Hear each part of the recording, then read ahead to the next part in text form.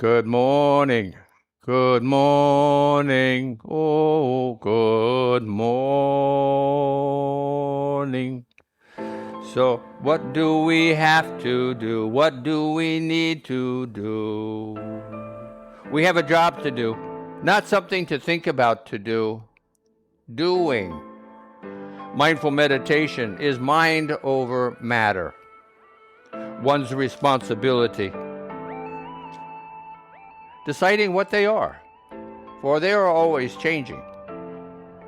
And we want to be as clear as possible for ourselves, our loved ones, our friends and community, our world. Being aware. There is a time and a place for everything. Having confidence, there will be a moment when it is there. What one needs, one will help create. Beginning one's day in meditation is a way of finding one's foundation in a more poignant manner than tossing idly upon one's own sea of thinking, of being, of existence. We can travel on the roads of our consciousness, or we can travel on jungle trails. Which do you think will be easier? Follow the course of one's own flowing river.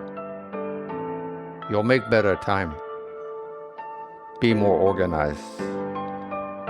Less hazardous, most likely too. Being here now. Aware of one's own vitality. One's flowing energy. Radiating through every millimeter of one's skin. It is what's going on. Being aware of one's pulsing heart, pushing blood through one's vascular system.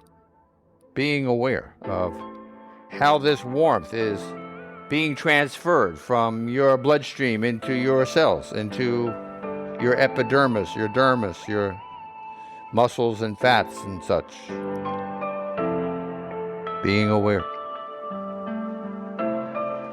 Allowing one's fingertips to come into contact with each other from each hand, so that you have 8 fingers and 2 thumbs joined together as you wish. My fingers are spread wide. I probably have 6 to 8 inches between my palms, and that's okay too.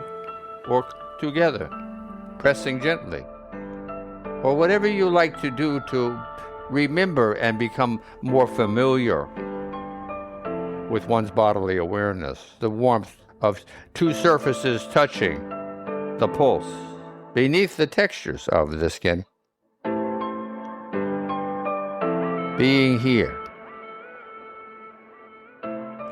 Beginning to see a wider picture in one's mind of a heart cooperating with a steady rhythm we can call our cadence of life. And a set of lungs that are purifying one's body by expelling carbon dioxide that's been oxygen utilized inside of ourselves, converted. Thinking about what we're doing. Thinking. And seeking to find an ambiance of where we are, where we're postured, where we're presently situated. Feeling a sense of one's own majesty, of being alive, of all the different things that it has taken for us to reach this point, this moment in time, from, let's say, 2 billion years ago. And following this timeline in one's mind. It is an organization. It is evolution. It is increasing complexity. We as Homo sapiens have enough sentience, enough wisdom, enough understanding, enough potential. We can think, recollect, have a memory, forecasts, directions, and events. Expend attention and energy into to creating, what we're thinking about. It's in our part of the universe, in our solar system, unheralded that this would be. But here we are. So much so that mankind has developed many different theologies based upon different parameters, all with a dedication to spiritual understanding, wisdom, peace, understanding of our universe, of our world. And we have reciprocated with our intelligence to learn and find out so many new things. This is why we call this now the dawning of an Aquarian age. This is why we call ourselves majestic, because of what it has taken to bring us to this point now, whenever this point is, regardless of our circumstances we find ourselves in. We have an opportunity. Two ways is all there really is. We can move forward or backwards. And in technology, we're moving forward quite rapidly.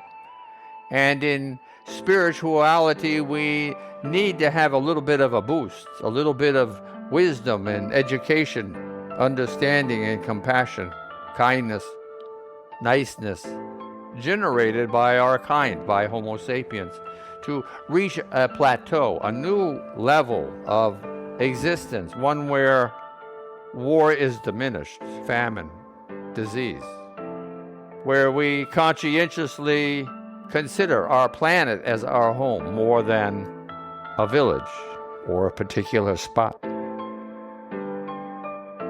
It is a conception. It is a self-realization, because we are all joined no matter what one might think. We all know the statistics of being 99.6% the same. All cousins, Homo sapiens. And yet, every creature, every spore, every fungus and virus, every dirt and rock and drop of water are in some sense related to us.